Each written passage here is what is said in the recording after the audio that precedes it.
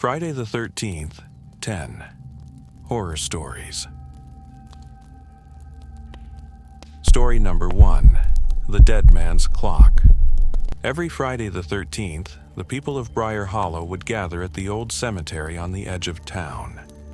They'd stand in the shadows of the crumbling tombstones, their breath hanging in the chilly air like fog.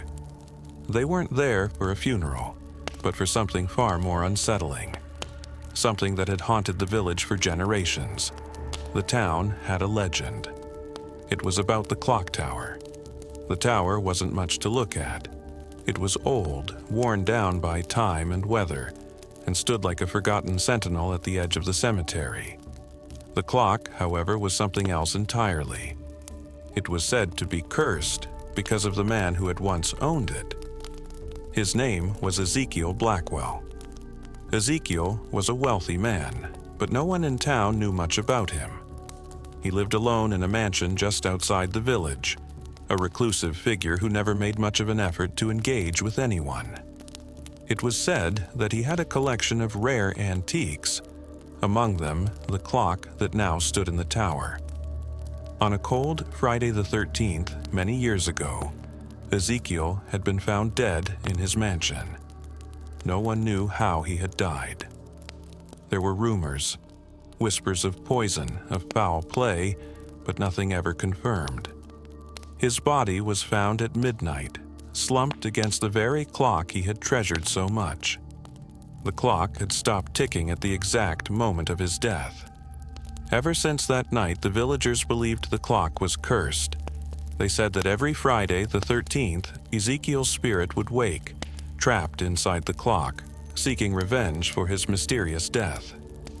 The sound of the clock's chimes would echo through the village, growing louder and louder until it could no longer be ignored. A group of teenagers from the local high school had grown tired of hearing the story. They'd heard it every year, just like everyone else. Some of them believed it, some didn't, but all of them were tired of the old rumors. So, on a Friday the 13th, they decided to put an end to it.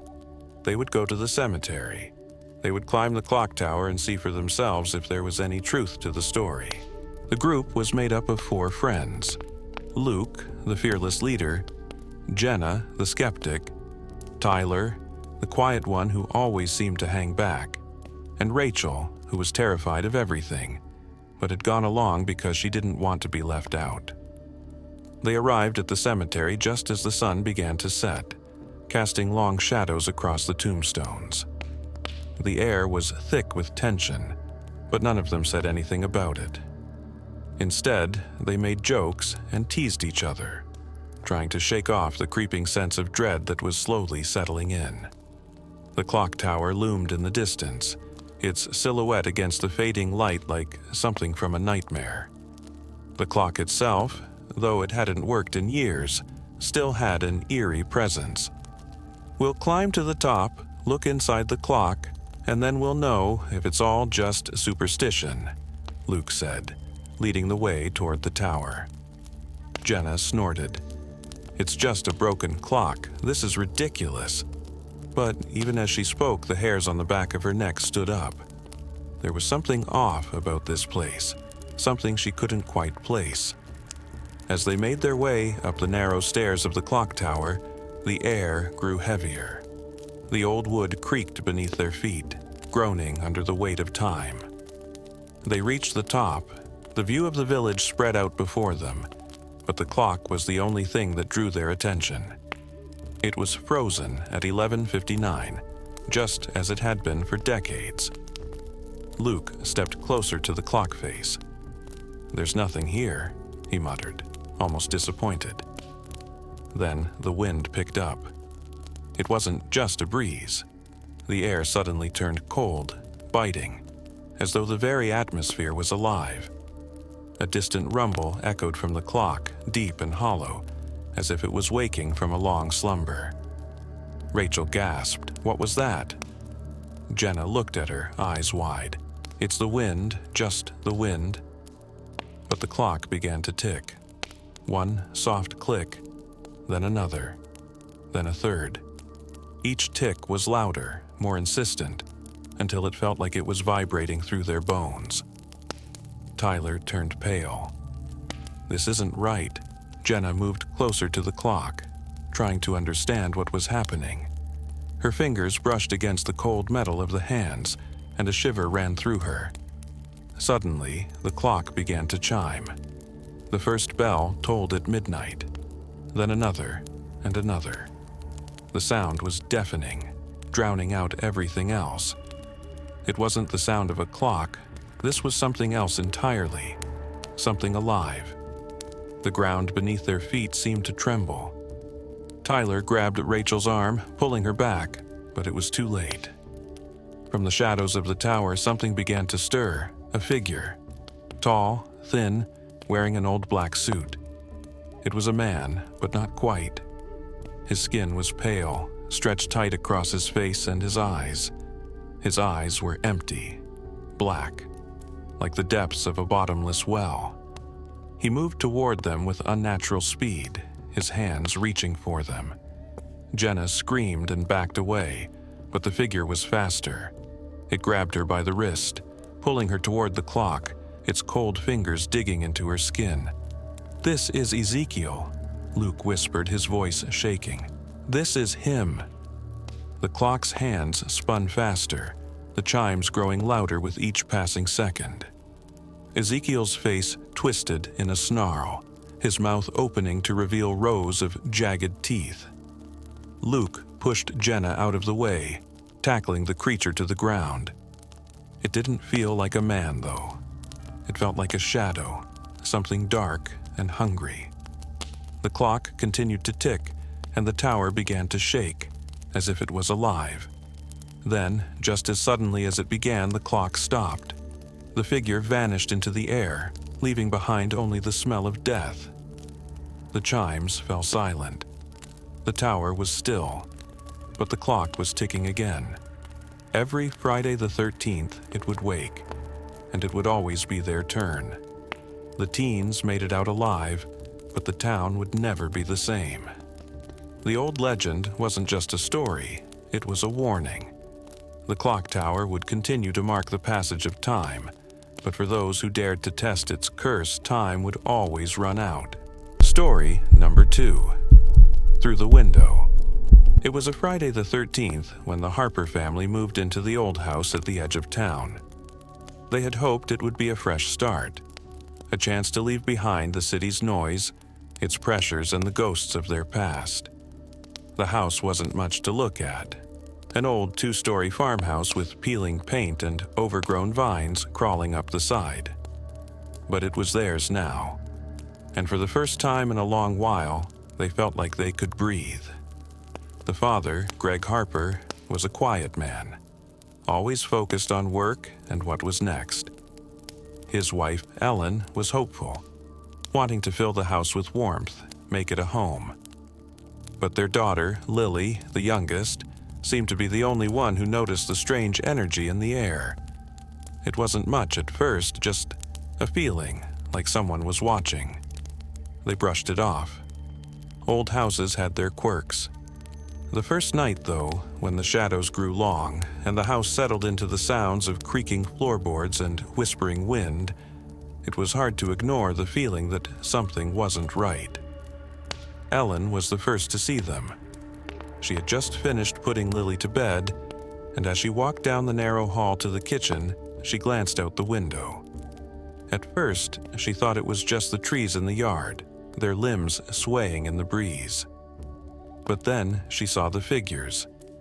There were 4 of them, standing in the yard, just beyond the tree line. Figures of people, their faces pale, their eyes dark and unmoving. They didn't move or speak, just stood there, watching. Ellen froze, her heart pounding in her chest. She rubbed her eyes, sure she was imagining it. But when she opened them again, the figures were still there, unmoving, their faces fixed in expressionless stares. She quickly pulled the curtain shut and backed away, her breath shallow. "What is it?" Greg asked, coming into the room. He could see the panic on her face. There's people out there," she said, her voice shaking. they're just standing in the yard, staring at the house. Greg stepped toward the window, peering through the curtains. But when he looked, the yard was empty. The figures were gone, vanished like mist.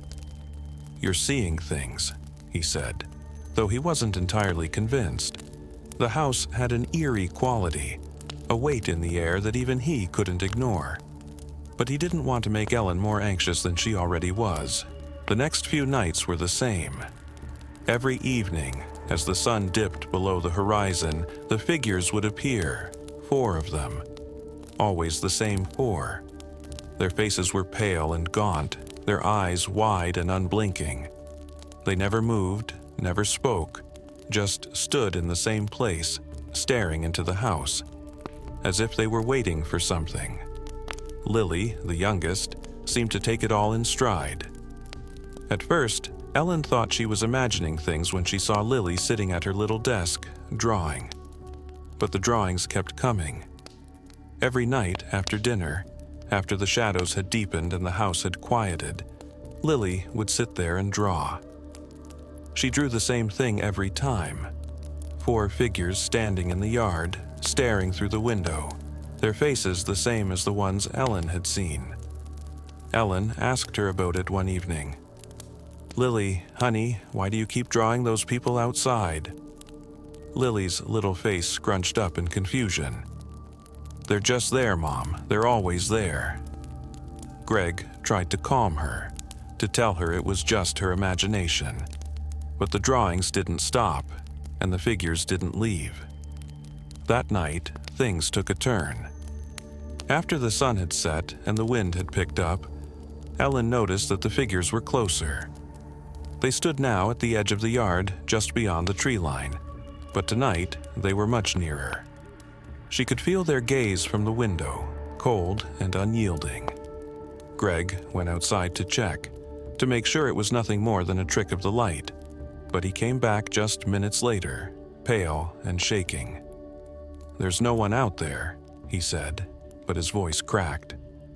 The family went to bed that night with a strange heaviness in the air, the kind that makes sleep feel impossible.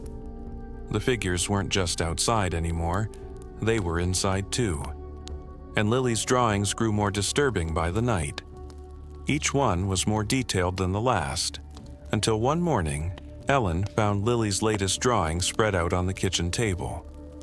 The 4 figures were no longer standing. They were inside the house now, at the windows, their faces pressed against the glass, their eyes wide and hungry.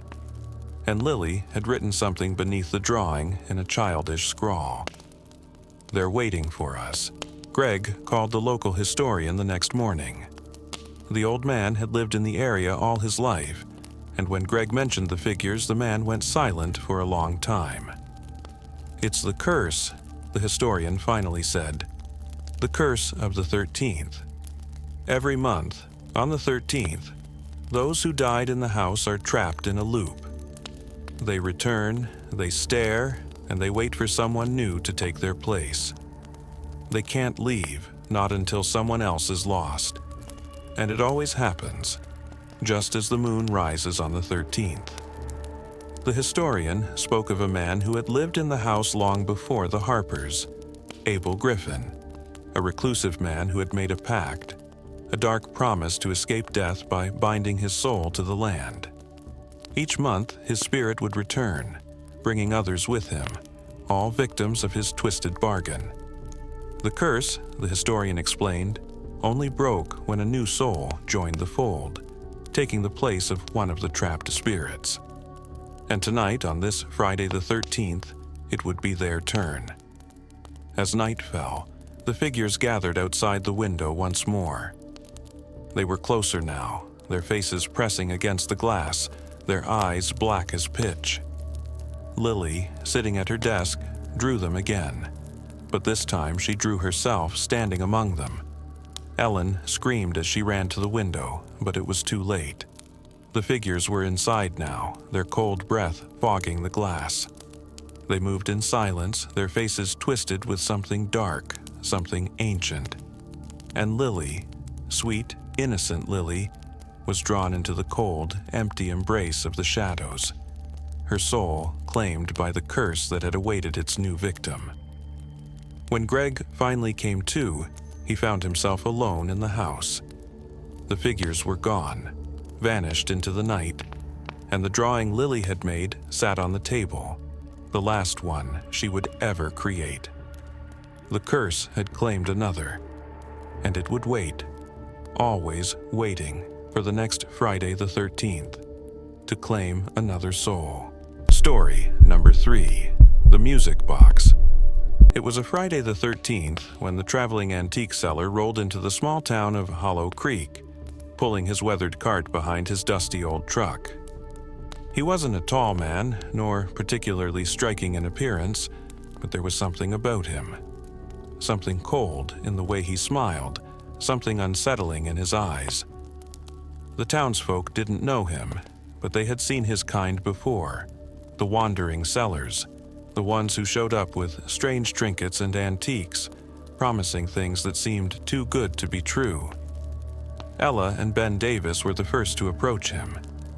They had been married for just over a year, and this small town in the middle of nowhere was supposed to be their fresh start. Ella had been looking for something, anything, to make the house feel more like a home, something to fill the space. And when she saw the music box in the back of the seller's cart, something in her heart skipped. The box was beautiful in a way. The polished wood gleamed in the sunlight, and its brass hinges gleamed with age. But there was an odd air about it, a weight to it, as if it had a history. The seller, seeing her interest, smiled again, his thin lips curling up. "Ah, a fine choice, madam," he said, his voice deep and smooth, as if he had practiced the words many times. "It's an old piece, from a very distinguished collection." Ella reached out to touch it. The moment her fingers brushed the smooth surface, a shiver ran down her spine. But she ignored it, chalking it up to the cold autumn air. "How much?" Ben asked, his arm wrapped around Ella's waist, sensing something was off but not quite sure what.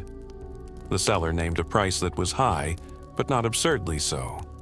He offered no explanation for its value, no history. It didn't matter, they didn't question it. After all, it was just a music box. That evening, after they returned to their house on the outskirts of town, Ella placed the music box on the mantel. It seemed to fit there, surrounded by family photographs and old knickknacks. She wound it up, and for a moment everything felt calm. The box played its tune, soft and sweet at first, like the lullaby of a distant memory. But as the music played, something strange happened. The temperature in the room dropped. The warm, cozy atmosphere of their living room turned into something cold, something unnatural. The music, once soft and sweet, became discordant, like a broken note being struck again and again. Ben glanced toward the hallway.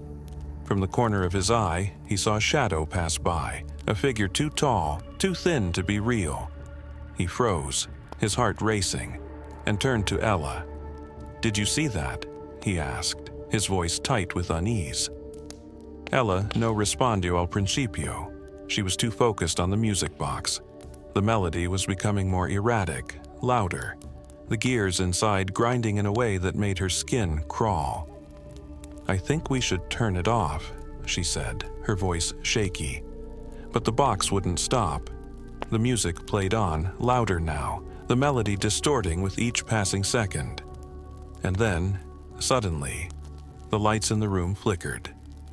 The shadows seemed to grow longer, stretching out like dark, living things. Ben reached for the box, but when his fingers touched it, a sharp electric pain shot through his hand, forcing him to pull back. The music box began to play faster, the notes crashing into each other like thunder, until it was nothing but noise, a relentless, pounding rhythm that felt like it was trying to break through the very walls of the house. "Turn it off," Ben shouted. Ella, trembling, tried to grab it, but when her fingers brushed the surface of the box, she saw something, a flash, like a vision, something not of this world. A man standing in a dark, blood-soaked room, his face twisted in agony. He was holding a knife, and the music played in the background, a haunting melody that echoed through the vision. She recoiled, her breath coming in short gasps. "Ben, we need to get rid of it, now!" Ben didn't argue. He grabbed the box, yanking it off the mantel, and hurled it across the room. The instant it left his hands, the music stopped. But the silence was worse. That night, as they tried to sleep, the house felt wrong. The shadows in the corners seemed deeper, as though something was hiding there. A muffled sound, like whispers, came from the walls, so faint they couldn't be sure if it was real or just their minds playing tricks. They didn't know it yet, but they had awakened something. The following morning, as they tried to shake off the events of the previous night, they went to the local library. They needed answers. Ben found an old newspaper clipping buried in the archives. It was from nearly a century ago. The story was about a man named Richard Wainwright, a notorious killer who had lived in Hollow Creek many years ago. Wainwright had been known for his cruelty, for his violent temper, and for the strange way he would behave during the full moon. The article spoke of his death under mysterious circumstances, his body found in his home, surrounded by blood and broken glass. But there was no mention of the music box. Ella's heart pounded in her chest as she read further. According to the report, Wainwright had been obsessed with a particular melody, a haunting tune that he believed could summon something far darker, something he called the darkness inside. And there, at the bottom of the article, was a small note. The music box was found in his possession. It was said to be the source of his power, the key to unlocking the darkness he had invoked. The box, they realized, wasn't just a trinket. It wasn't just a piece of history.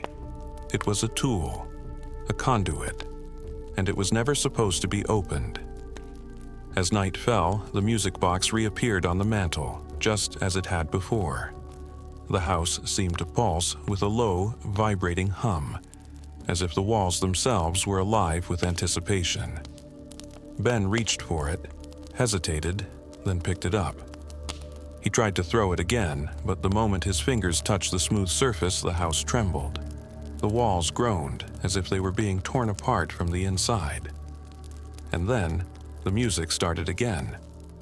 This time, it wasn't sweet, it wasn't comforting, it was a dirge, a funeral march, slow and deliberate. The shadows outside the window stretched long across the yard, and the air grew thick with the smell of something rotten.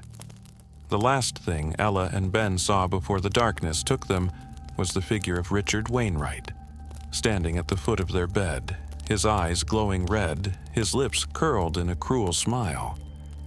The box had summoned him, and now it would never stop playing. Story number 4, The Empty Road. The wind howled across the desolate plains as Jack Dawson gripped the steering wheel of his rig, his eyes fixed on the endless stretch of asphalt before him. It was a lonely stretch of road, one that most drivers avoided after dark, but Jack wasn't like most drivers. He'd been on the road for years, hauling freight across the country, and he'd never let a little superstition get the best of him. Still, tonight felt different. It was Friday the 13th, a night that seemed to have a reputation, but Jack didn't believe in all that nonsense. He had more pressing things to think about, like the truck's engine sputtering slightly, the low hum of the tires on the pavement, and the eerie silence that surrounded him in the vast emptiness of the plains. As he passed the old rusted sign marking the entrance to the stretch of highway known as Route 66, he glanced at the clock on the dashboard. It was just after midnight, the road stretching out before him like a never-ending black ribbon. He wasn't due to reach the next town until the morning, so he settled in for the long haul, the monotonous hum of the engine lulling him into a trance. That's when he saw her.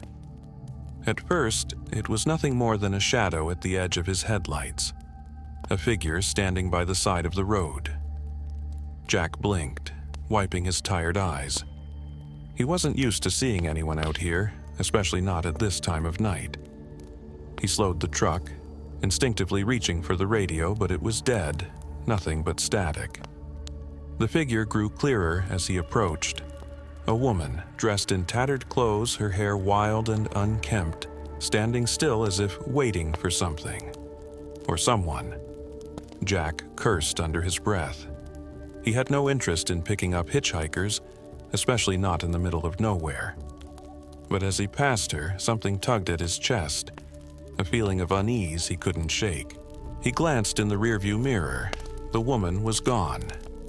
He exhaled a sigh of relief and put his foot back on the gas, the road ahead stretching out before him like a dark promise.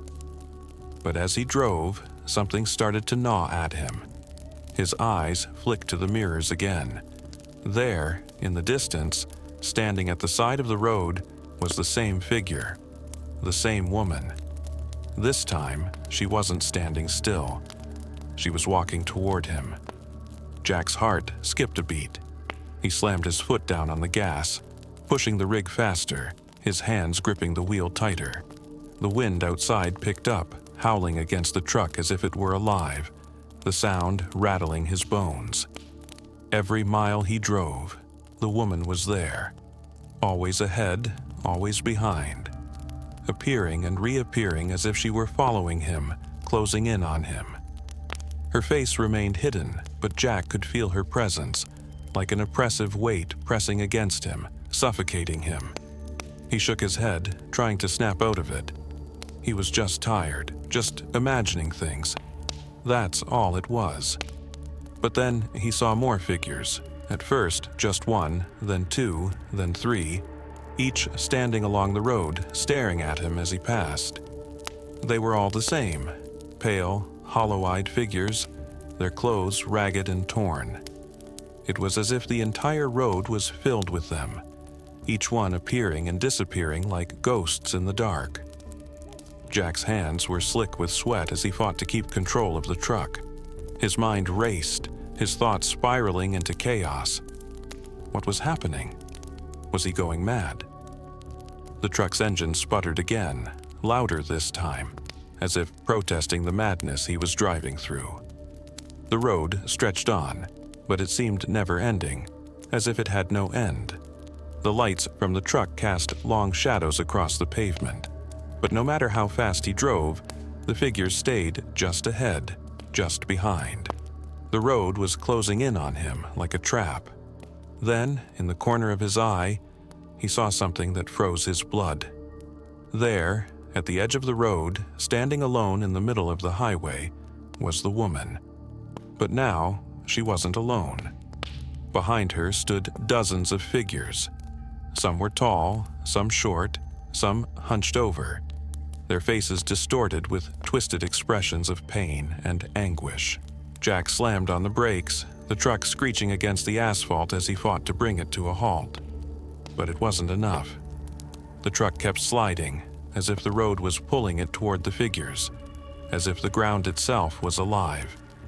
The woman stepped toward the truck, her face now visible in the glow of the headlights. Her eyes were black, hollow, endless. And when she spoke, it wasn't with words. It was with a voice that echoed inside Jack's skull, filling his mind with the screams of the lost souls trapped on this road. "You can't leave," she whispered, her voice distant, yet painfully close. "Not until you pay the price." Jack's breath caught in his throat, his hands shaking uncontrollably. He tried to put the truck in reverse, but the gear shift wouldn't move. The figures closed in around him, their faces twisting with agony, their mouths opening in silent screams. He looked back to the woman, her eyes now empty pits, like windows into an endless abyss. He realized, too late, that the road wasn't just a road, it was a prison, a place where souls were trapped for eternity. And now, he was one of them. The truck sputtered to a halt as the figures surrounded him. The woman reached out with cold, skeletal hands, her fingers grazing his arm.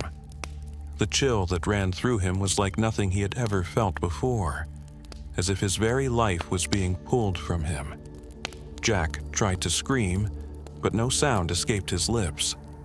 The figures were silent now, watching him with their empty eyes, as the road seemed to stretch forever in both directions, trapping him in a nightmare from which there was no escape. And as the darkness closed in, he realized the truth. No one ever escaped the empty road. Not on a Friday the 13th. Not ever. Story number 5, The Eyes in the Forest. The evening sky was a canvas of dark purple and fading orange when Tim, Kelly, Mark, and Sarah set off into the woods. They had been looking forward to this weekend for months. A chance to escape the noise of the city, to relax, and to reconnect with nature.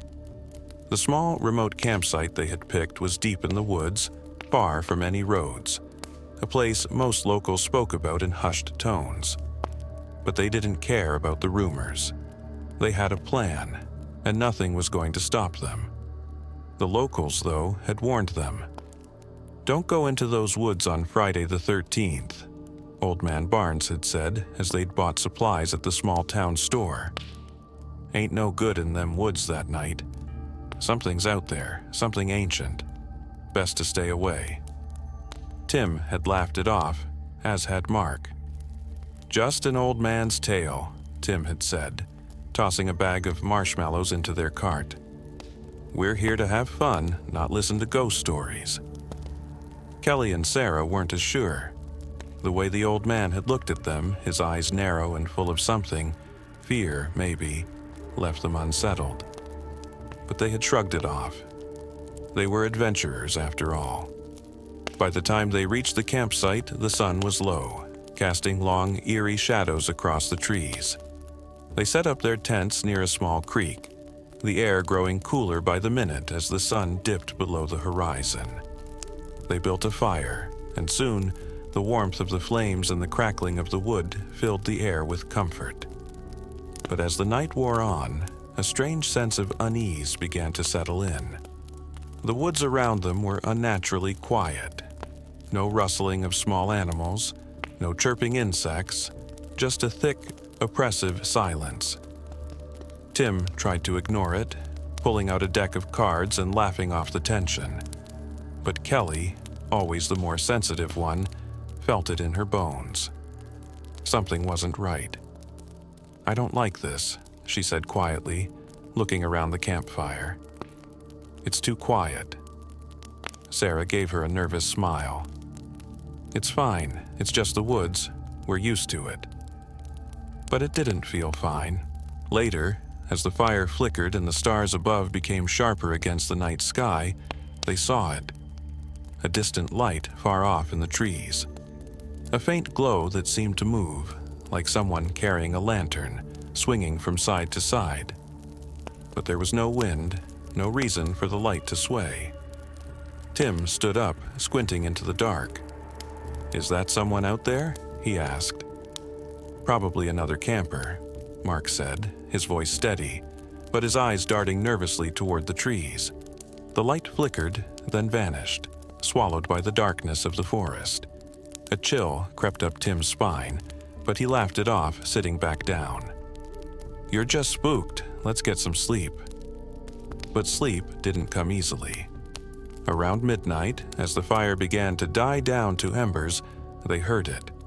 Snapping twigs, the unmistakable sound of something moving through the woods.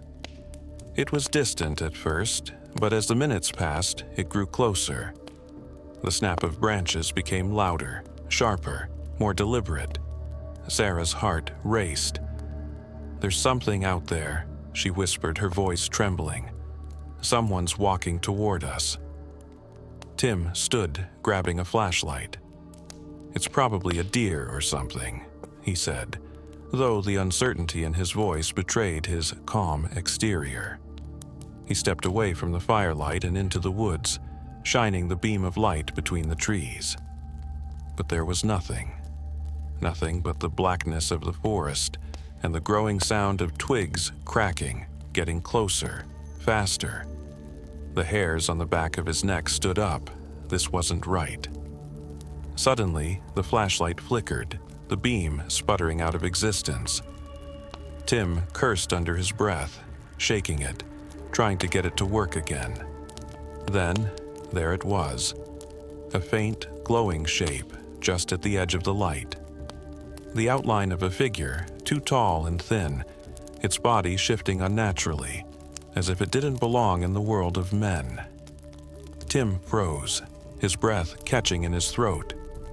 The figure moved closer, the glow of its body shimmering like mist. But it wasn't the figure that terrified him the most, it was the eyes. Hundreds of them, scattered throughout the trees, glowing faintly, watching. Everywhere Tim looked, the eyes were there, like distant stars, their pale light reflecting in the darkness. They blinked, one by one, as if they were alive, following his every movement. Tim stumbled backward, his heart pounding in his chest. "Guys, we need to go, now!" The others rushed to their feet, panic flooding them as they realized what Tim had seen. But when they turned toward the campsite, the path was no longer visible. The forest had closed in around them, the trees seemingly shifting and blocking their way. Then they heard it. A deep, guttural growl, something ancient. A sound that vibrated through the very ground beneath their feet. The eyes grew larger, more numerous, and in the distance they could see shapes moving between the trees, shadowy figures with twisted limbs and gnashing teeth. Kelly grabbed Sarah's arm. "What is this? What is happening?" she cried. Tim's voice was barely a whisper. The old man was right, we shouldn't have come here. The growl grew louder, now accompanied by a voice, a deep, rumbling voice filled with malice. "You trespass in my forest," it said, each word shaking the air, "and now you will pay." Before they could react, the ground seemed to shift beneath them. The trees closed in tighter, their trunks gnarled and twisted as if they were alive, reaching for them with limbs that were no longer just branches. The eyes blinked again, and the shapes began to emerge from the darkness. The creature, ancient and terrifying, stood before them, its body covered in moss and bark, its twisted limbs reaching down toward the group. Its face was hidden in the shadows, but its eyes, they were everywhere. The eyes of the forest, the eyes that had watched for centuries. "You cannot leave," the voice said, the words a cruel whisper in the air. "You belong to me now." The last thing they saw before the darkness consumed them were the glowing eyes, thousands of them, blinking and watching as the forest closed in. The creatures of the woods claiming their twisted justice. Story number 6. Whispers of the Past. The town of Greystone had always been small. Too small, most people would say, to be known for anything except its faded buildings and dust-choked streets. It was the kind of place where time seemed to have forgotten itself, leaving only the remnants of a once thriving community. The old hotel at the center of town was the prime example of that forgotten history. Once a grand establishment, it now sat crumbling on the edge of decay, its windows boarded up, its doors locked tight against the world. For years, the hotel had been the subject of rumors, whispers that spread like wildfire among the few souls who still called Greystone home. They said the place was haunted. They said it was cursed. They said the original owners, the Langfords, were still there, even though they had died nearly 50 years ago. Every Friday the 13th, the Langfords were said to return. Not in the flesh, but as something else. Something spectral. No one could confirm the rumors. No one would dare step foot in the hotel on that night. That was until Noah Pierce came to town. Noah was an outsider, a journalist looking for his next big story. He had been intrigued by the strange accounts of Greystone when he'd come across a reference to the Langford Hotel in an old book about unsolved mysteries. The more he read, the more he was drawn to it. He'd heard the legends, how the Langfords had been murdered in cold blood by one of their own, how the town had turned a blind eye to the truth, how the hotel had become a monument to the past that no one dared confront. It was Friday the 13th when he arrived, eager to uncover the truth. As he walked down the dusty streets toward the hotel, the hairs on the back of his neck stood up. The air was thick with tension, like the entire town was holding its breath. The hotel loomed in front of him, its cracked stone facade casting a long shadow over the empty street. The front door was boarded up, but Noah was undeterred. He had come for answers, and he wasn't going to leave without them. Inside, the hotel smelled of dust and neglect. The floors creaked under his weight as he made his way through the darkened hallway, his flashlight casting long, jittery beams of light across the walls. The place had been abandoned for years, but it felt alive. There was something in the air, something cold and oppressive, like the hotel itself was watching him, waiting. Noah found the old lobby, and there, behind a thick layer of dust, were the remnants of a once grand chandelier. It hung like a forgotten monument to a time when the hotel had been alive with guests and laughter. But now, it was silent, empty. And then he heard it. A faint whisper, barely audible at first but growing louder. It was coming from the stairs, from the upper floor. It was the sound of voices, low, murmuring, as though a conversation was taking place just out of reach. Noah's pulse quickened. He followed the sound, his feet heavy on the creaky stairs, until he reached the second floor. The whispers grew clearer, more distinct, until he could make out the words. "Come closer." He paused, heart pounding in his chest. The door at the end of the hall was cracked open, a sliver of darkness beyond. He stepped toward it, the whispers now mixed with a soft, eerie laughter. As he reached for the handle, the door swung open on its own. The room was cold, the air thick with a strange, almost oppressive energy. In the corner, sitting in an old chair, was a figure. A man, or what used to be a man. His clothes were from another time, his face pale and gaunt. His eyes, though, were what froze Noah in place. They were empty, black voids, as if the soul had long since left. Who are you?" Noah stammered, his voice barely a whisper. The figure did not answer at first.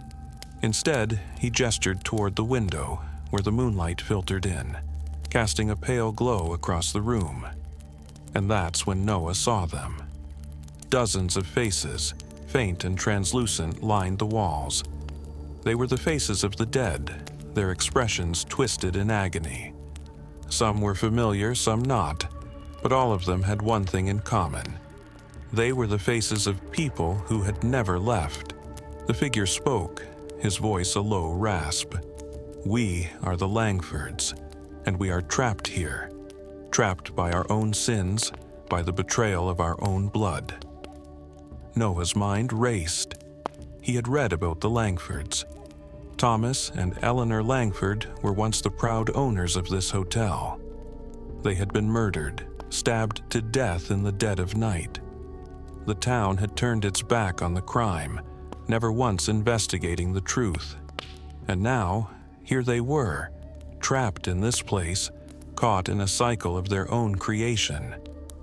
"What happened to you?" Noah asked, his voice shaking. The figure's empty eyes fixed on him. "We were murdered by our own son.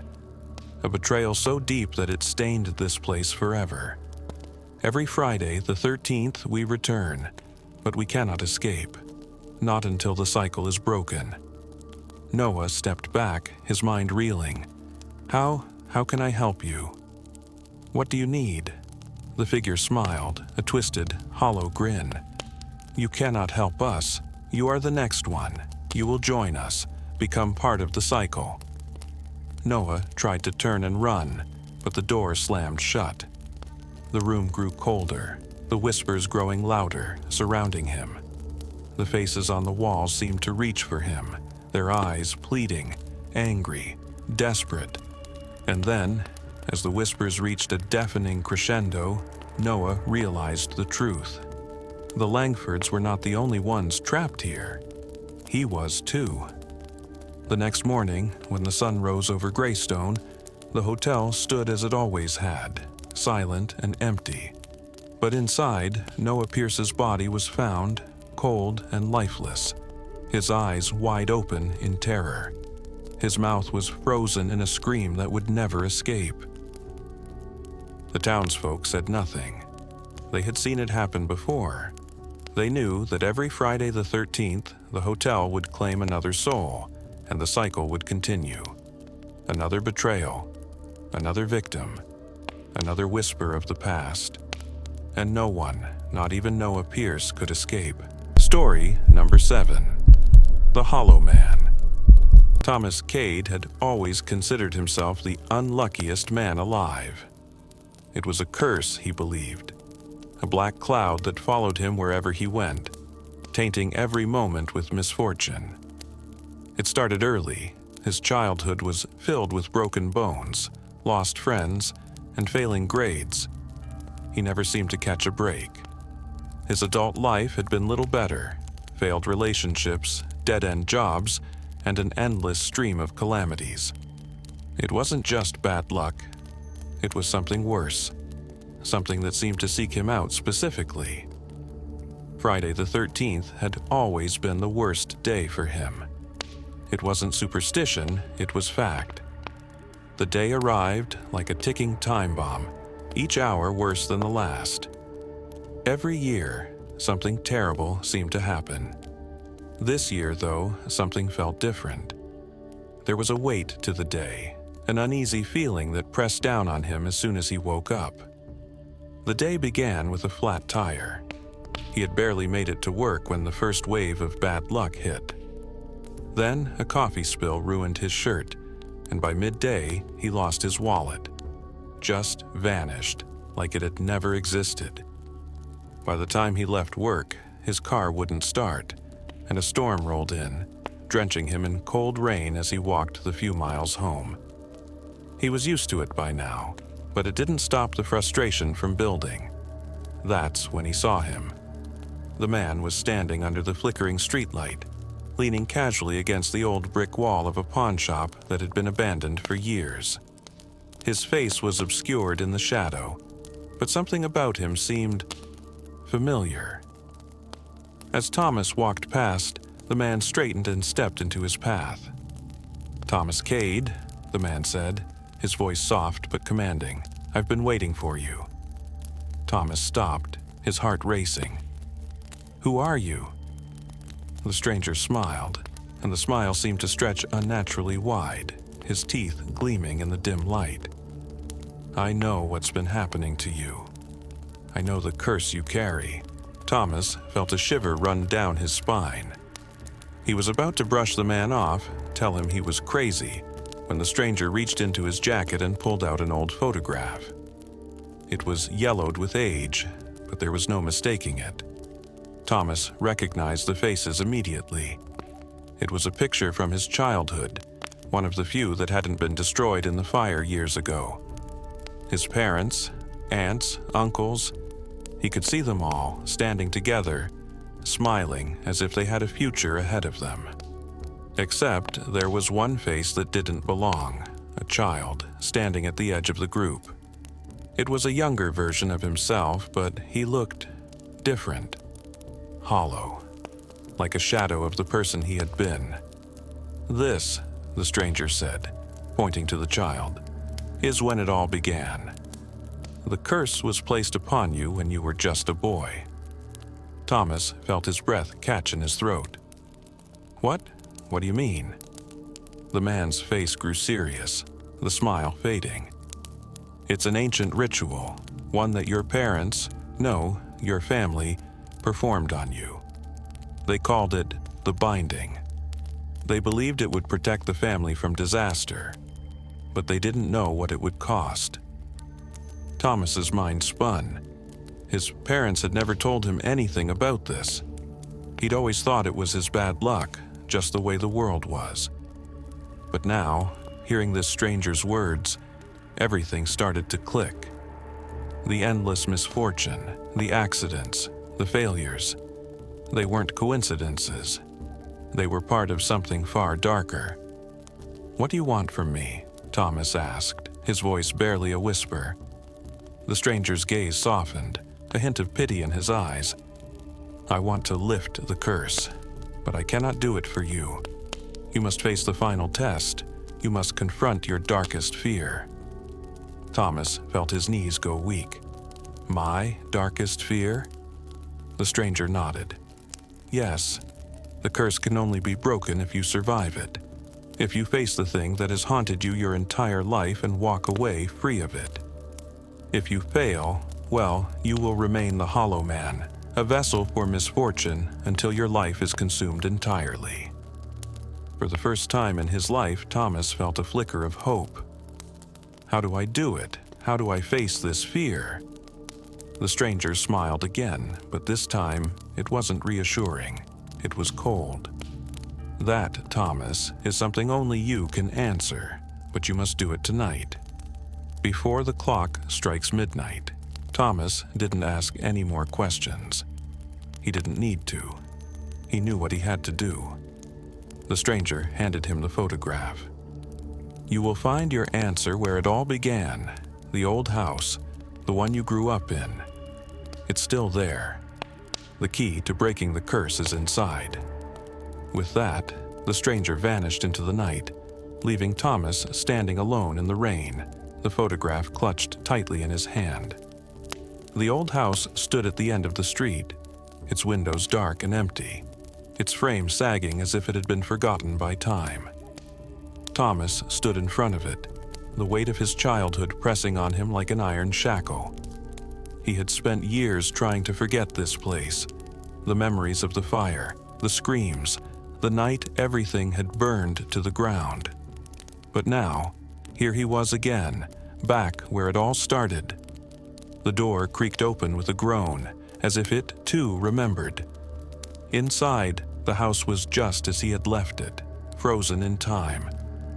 Dust hung in the air, the faint smell of ash still lingering in the corners. Thomas walked through the house, his steps heavy, the photograph leading him to the basement door. He knew what was waiting for him down there. The ritual, the binding, the thing that had cursed him. When he reached the basement, the air grew colder, the darkness thicker. He flicked on a light, revealing an old altar, its surface carved with strange symbols. In the center was a small wooden box. He opened it. Inside was a mirror, cracked and stained with age, but it was enough. He saw himself, not the man he had become, but the hollow, empty-eyed child from the photo. The child who had been part of the ritual, the child who had been marked. And then he saw it, his fear. A shadow rising from the depths of the mirror. A figure, tall and cloaked, with eyes like burning coals. It was the thing that had haunted him all his life. The thing that had lurked in every corner, in every darkened room. It was his own failure, his own fear of never being good enough. The shadow reached out, its hands like claws. But Thomas didn't flinch. He stepped forward, staring into the eyes of his fear, and whispered the words that had been buried deep inside him for years. "I'm not afraid anymore." The shadow screamed, a terrible, echoing wail that shook the house. It twisted and writhed, and then, with a final, deafening crash, it was gone. The curse was broken. When Thomas emerged from the basement, the world felt different, lighter. The weight he had carried his entire life was gone, replaced by a quiet peace he had never known. The rain had stopped, and the sky was clear. He looked at the photograph in his hand. The child in the picture was no longer hollow, he was whole. For the first time in his life, Thomas Cade was free. Story number 8, The Phantom Lover. Lena Collins had always been drawn to old houses. There was something about their history, the quiet way they seemed to hold on to the past, that spoke to her. So, when she found the old Victorian house on Elm Street, just outside the city, she knew it was the perfect place for a fresh start. The house was charming, with its worn wood floors and high ceilings, a little run down, but full of character. The garden was wild with ivy, and the windows, though cracked in places, allowed the sunlight to filter through, casting long, beautiful shadows across the rooms. It was Friday the 13th when Lena moved in, but she didn't think much of the date. It was just a coincidence, after all. She'd been working in the city for years, living in apartments that always felt too small and too noisy. This house, this place, was going to be her sanctuary. At first, everything felt normal. The house was peaceful, silent, and it was just what she needed. The only odd thing was the strange sense of being watched, but she shrugged it off, telling herself it was just her imagination. That was until the first letter arrived. It came 2 weeks after she'd moved in, tucked into the corner of the mailbox with no return address. The paper was old, the handwriting neat and flowing, but something about it made the hairs on the back of her neck stand up. "I've waited for so long. I know you don't remember me, but we were once together, your soul and mine. I was your soulmate in another life, and now I am waiting. I will find you again." Lena read the letter 3 times, her fingers trembling as she held it. There was something unsettling about it, but also something familiar. She couldn't explain it. The words felt like a dream she had forgotten, a memory that was just beyond her reach. She set the letter aside, dismissing it as a prank. But then, a second letter came, and another the week after that. Each one was the same, cryptic, poetic, almost desperate, filled with words that spoke of love, of loss, and of a promise made long ago. And with each letter, Lena began to feel a strange pull toward the sender. Whoever this person was, they seemed to know her in ways that no stranger could. The letters spoke of their past life together, how they had been deeply in love, how their souls had been bound by something eternal. The words, although vague, seemed to reach into something deep within her. She could almost feel his presence like a shadow behind her, just out of sight. And then, one evening, she found the final letter. This one was different. The handwriting was shakier, the words darker. "I died on a Friday the 13th, in an accident that should have never happened.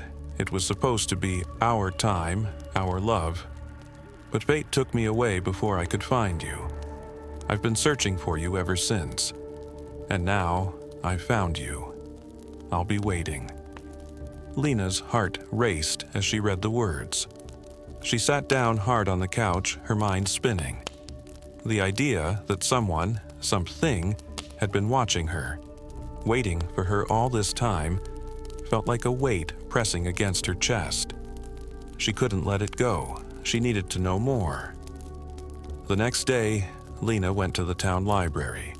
She had to find out about the person behind these letters, the man who claimed to be her soulmate. She combed through the old newspapers, asking the librarian if there were any records of a tragic accident that happened on a Friday the 13th. It took hours, but she finally found it. A small article buried deep in the pages of a newspaper from over 30 years ago.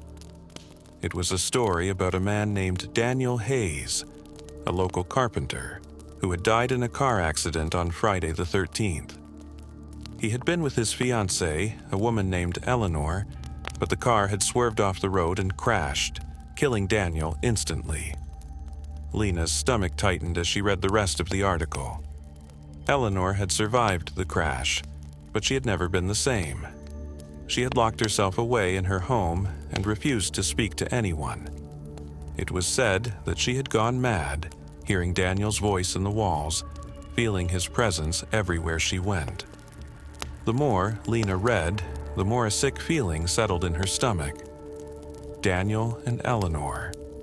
The names felt so familiar, like echoes from a past she couldn't remember. But the most chilling part came when Lena turned the page and found a picture of Daniel Hayes. He was smiling, his face warm and kind, but what struck her the most was the look in his eyes. It was the same look she had seen in the letters, the same intensity, the same longing. It was as if Daniel had been looking directly at her, even all those years ago. The letters, the pull she had felt, they weren't a coincidence. They were real. Daniel had found her again. Lena stood up, her legs shaking. She didn't know how or why, but she knew what she had to do. She had to go back to the house, to the place where it all began. She had to face whatever it was that was waiting for her. That night, as the clock struck midnight, Lena stood in the center of the house, the cold air swirling around her. She felt his presence then, stronger than ever before, like a shadow at the edge of her vision. She called out to him, whispering his name in the silence. Daniel. The air grew still, and then, out of the corner of her eye, she saw him. He stood there, just beyond the doorway, his figure glowing faintly in the dim light. His eyes locked with hers, and she felt the weight of their connection, as if time and space had collapsed around them. I'm here, he whispered, his voice soft but full of longing. I've been waiting for you. Lena took a step forward, her heart pounding. She could feel him, as real as any living person, yet she knew he wasn't. He was something else, something that had crossed the boundary between life and death. But his love was real. It was all real. And as she stepped into his arms, she knew, without a doubt, that they were finally together. In this life and the next. Story number 9. The Reflection. It had been nearly 20 years since Adam Miller first walked into the Old Town Barber Shop, a small dusty establishment on the corner of Main Street in the sleepy town of Waverly. The shop had been there longer than anyone could remember, its antique mirrors gleaming in the dim light like strange eyes that watched everyone who entered. The place had a charm to it, an old-world feel that spoke of simpler times, and it was always busy despite its age. The mirrors were what Adam noticed first when he entered. They were old, framed with ornate silver and gold designs that looked like they'd been there forever. And they were everywhere, on the walls, above the chairs, even behind the counter. They weren't just mirrors. They felt like part of the shop's identity, like they were woven into the very fabric of the place. Adam had lived in Waverly all his life, but he never thought much about the shop until that day, the day he would realize something was terribly wrong with the place. It was a Friday the 13th, a day that had always felt unlucky to Adam. He couldn't say why. It just had that air about it. He'd been to the barbershop countless times before, but on that particular Friday, something felt different. When he stepped inside, the air was heavier, as if the building was holding its breath. He took a seat, watching as the barber, Mr. Harris, carefully snipped at the hair of the man in the chair. The mirrors reflected the scene perfectly until they didn't. At first, Adam thought it was just a trick of the light, but when he looked again, he saw it. The reflection in the mirror was not the same as the real world. The man in the chair, whose hair was being cut, appeared older. His face was hollow, his eyes sunken deep into his skull, and his mouth was twisted in an expression of agony. But in the real world, he was calm, relaxed, smiling. Adam's stomach twisted. He glanced around, unsure if anyone else saw it, but no one seemed to be paying attention. The barbers were all too busy with their work, and the customers were lost in conversation, oblivious to the strange thing that had just happened. "Something wrong, son?" Mr. Harris asked, his voice gruff, as he adjusted the scissors in his hands. Adam blinked, shaking off the unease that had settled in his chest. No, Just thought I saw something in the mirror." Mr. Harris gave him a look, half sympathetic, half amused. "Don't worry, the mirrors here have been known to play tricks on people. Old things like that sometimes get funny in the light. You get used to it." But Adam didn't feel reassured. In fact, he felt more unsettled than before. The reflection had looked too real, too lifelike, like someone was trapped inside that glass. That night, Adam couldn't shake the image from his mind. He tossed and turned in bed, unable to sleep. Finally, at 2 a.m., he got up and drove to the shop. The streets of Waverly were empty, the moonlight casting long shadows across the quiet town. The barber shop, as always, stood dark and still, its windows reflecting the pale light like ghostly eyes. Adam wasn't sure why he felt compelled to go back, but he did. He walked up to the door, his breath heavy in the cold night air, and turned the handle. The door creaked open, and he stepped inside. The shop was quiet, just as it had been earlier. The same worn chairs, the same old-fashioned decorations. But the mirrors, they were different. They seemed to shimmer, almost alive, as though something was moving behind them. Adam took a deep breath and approached one of the mirrors. He reached out, his fingers grazing the cold glass, and as his reflection appeared, it wasn't his face he saw. The man in the mirror was older than he was, his hair graying, his face lined with deep creases. His eyes were wide, full of terror, and as Adam's own reflection moved, it smiled. A twisted, mocking grin that made Adam's heart race. The reflection raised a hand and pointed to the barber chair, then to Adam. It was as if it was beckoning him, urging him to sit. But Adam could feel something else in the air, something pulling at him, an invisible force tugging at his chest. He backed away from the mirror, breathing heavily, his pulse racing. That's when he noticed the others. The mirrors along the walls, all reflecting different people, all of them twisted, their faces grotesque, their eyes filled with silent screams. They were the faces of people who had sat in that chair long ago, their souls now trapped within the glass. Adam could hear their whispers, soft and faint at first, but growing louder, more insistent. "Help us. Get out. They'll take you too." Adam turned and ran for the door, but it wouldn't open. The handle was cold, unyielding, like the door itself had become part of the nightmare. He pulled harder, his breath coming in ragged gasps until he heard something behind him. Footsteps, slow and deliberate, dragging closer with every second. "Let me out," Adam shouted, panic rising in his chest. "Please!" But no one answered. The footsteps continued, and then he heard the low, rumbling voice. "Once you sit in that chair, there's no going back." Adam spun around. There, in the center of the shop, was Mr. Harris. His face now twisted and pale, his eyes wide and vacant. His mouth moved, but the words didn't match the movement of his lips. "You're ours now," the voice said again, coming not from Mr. Harris but from the mirrors themselves.